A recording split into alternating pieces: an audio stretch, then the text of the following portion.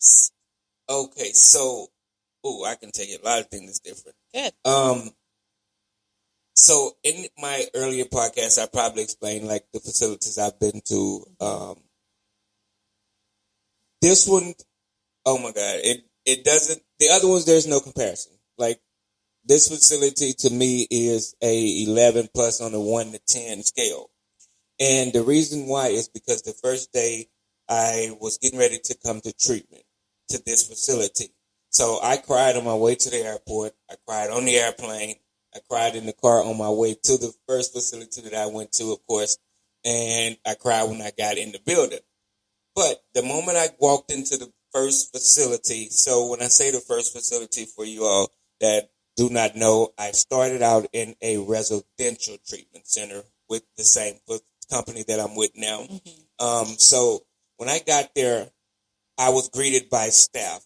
And when I tell you, by having the best staff and the staff that you know care about you to work for you, that means so much to me.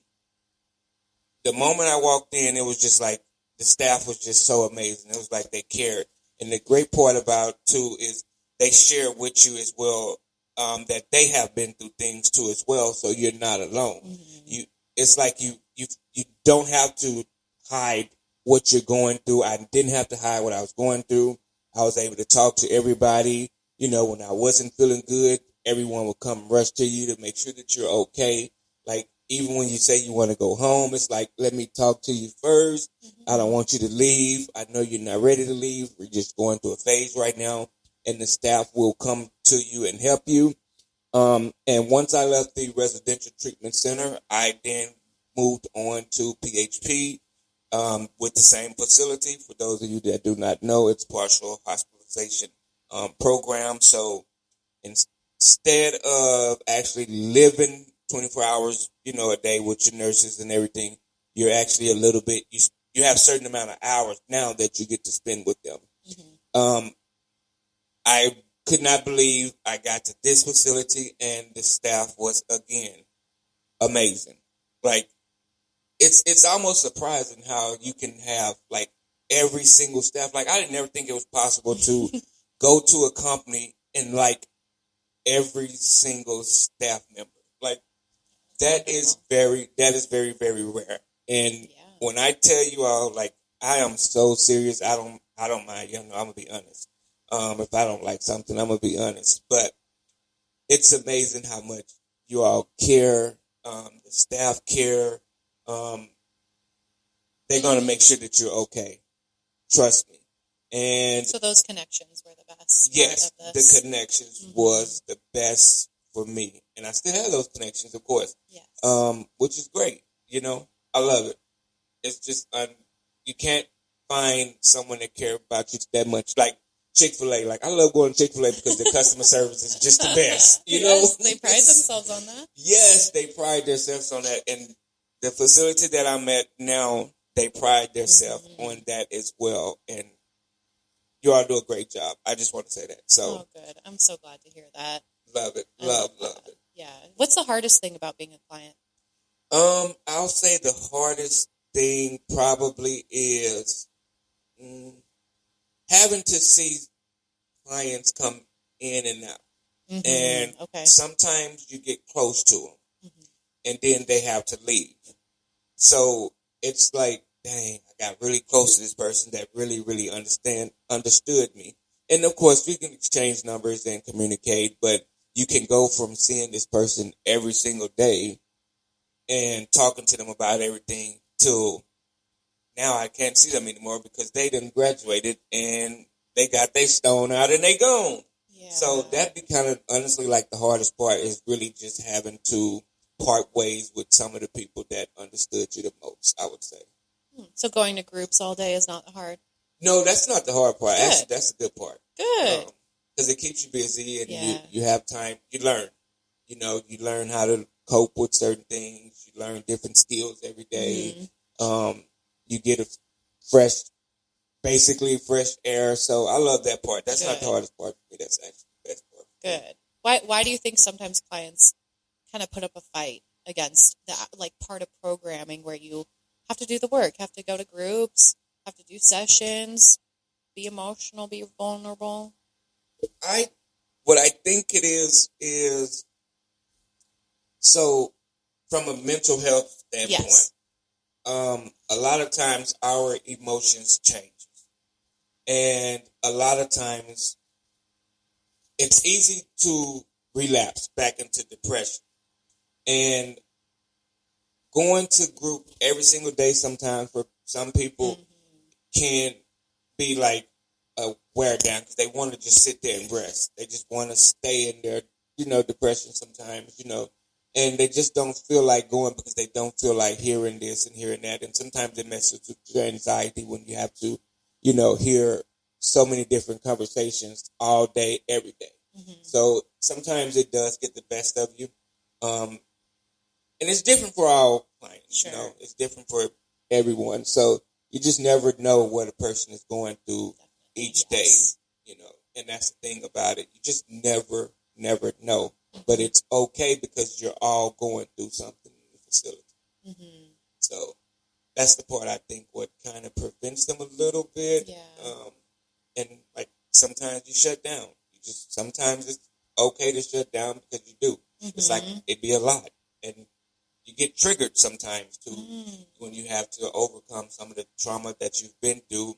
A lot of times you can get triggered, which triggers are good. It's good when you recognize your triggers. That's the best part. When you recognize your triggers, oh man, that feels so good because you know. Yeah, awareness is where change can start. Yes. As long as you become aware of what you're doing, then you can change it. But that's hard though sometimes because you've been stuck in that habit for so long. It's just part of. You think it's part of your nature. It's part of who you are, but it doesn't always have to be. If it doesn't serve you, it doesn't serve the people around you. I agree.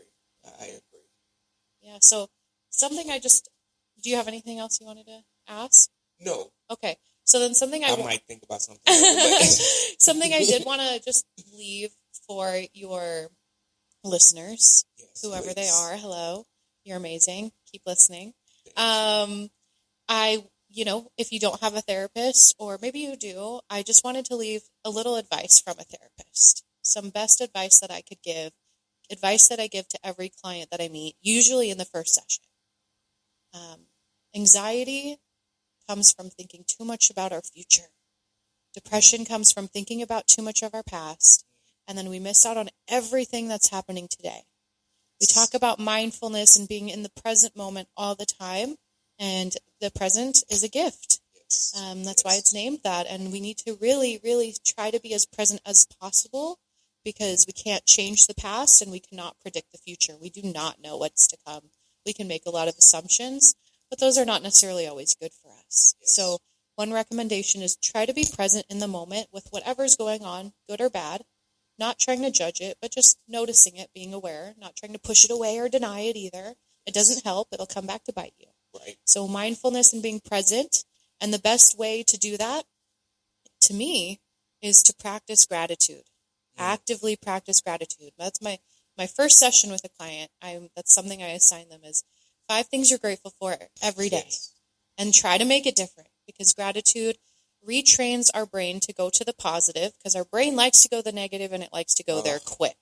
Very quick. I don't know why, but it just does that. Our brain is not our friend sometimes. Our thoughts are not our friend sometimes because they're not necessarily facts. Our brain likes to trick us. You actually went over this in a recent podcast about all those cognitive distortions, about how our brain likes to trick us into thinking things are true, factual. This is how it's going to be. But that's not true. So you have to really kind of recognize that. Like, what are the facts in front of me right now? And recognizing that, not trying to jump ahead of them. So gratitude retrains our brain to go to the positive, and it brings us into the present moment by doing that. What can I be grateful for right now? What is still good in my life right now? Because we do have a lot of good. It can be something that makes people laugh. I always put on my gratitude list when we're doing long ones is that I can breathe out of both my nostrils today. Because when I'm sick and I can't breathe out of one or it's stuffy, man, I'm like, I'm never going to be able to breathe normally again. The little things, being able to walk, using our limbs, having our limbs, having a roof over our head. We take things for granted so easily. So we really need to recognize that there is good in our life, even if it's little things, that I had breakfast, that I have shoes on my feet that fit my feet, that are not falling apart, that I have someone that I can call and they'll listen to me, or just I can listen to them to help distract me. So be present, be grateful, and I promise, having that perspective of gratitude really checks me all the time. I did this to my friend the other day. I texted them and I said, I need an attitude check. I'm not being grateful anymore. Because, when we're not being grateful, we're not recognizing that there is good in front of us. And perspective is reality. If you believe that to be true, you're going to manifest it to be true. It is what it is. You're not going to try hard to make that change. In your mind and your set in your brain, your soul, it's already true. Right. So trying to recognize that it's not factual, and having a different perspective, even if you need that from someone else, and that's why therapists can help with that. Yes. Oh, just leaving some gold for you, Thank you so much, and that's exactly what I was saying. That's why I love you. That's why I love it. I love it. And that's exactly what I was going to ask you to do, was to close it out and give the listeners something to know as good knowledge. So you all just got some free knowledge. I hope you all heard of something from that. I hope you gathered something from that. I'm pretty sure that message is going to touch someone. And I hope that someone today goes out and actually get them a therapist. Yeah. Yeah, if you need help with that too, there's this great website. It's called psychologytoday.com. It's basically a directory for therapists. You type in your zip code. You can change the settings, male or female, or take this certain insurance, work on this specific issue in my life. So that's just one recommendation I have if you want to try to find someone. I know it can be difficult because therapists are busy, they're full, but just keep trying. And so psychologytoday.com, it's worth just checking out. Thank you so much for that. And you did say they can also now do therapy virtual now too as well, right? Oh yeah, definitely. That's how I do mine. So there's a lot more availability that way.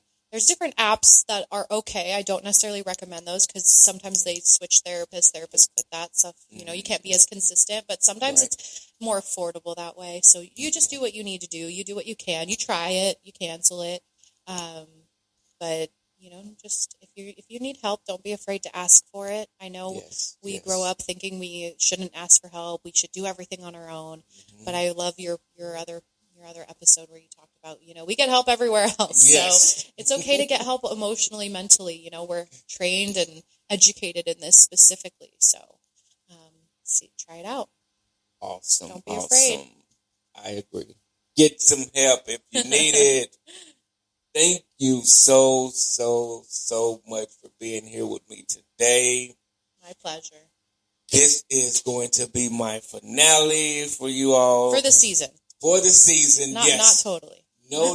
More. We are coming back, and we're going to come back even stronger, and we're going to come back better. So this is going to close out my season 1. Yay. Go season 1. Woo. Thank you so much.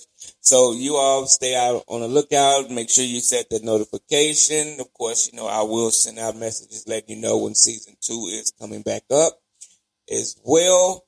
With that being said, did you have any other thing that you wanted to share with the listeners? No, thank you.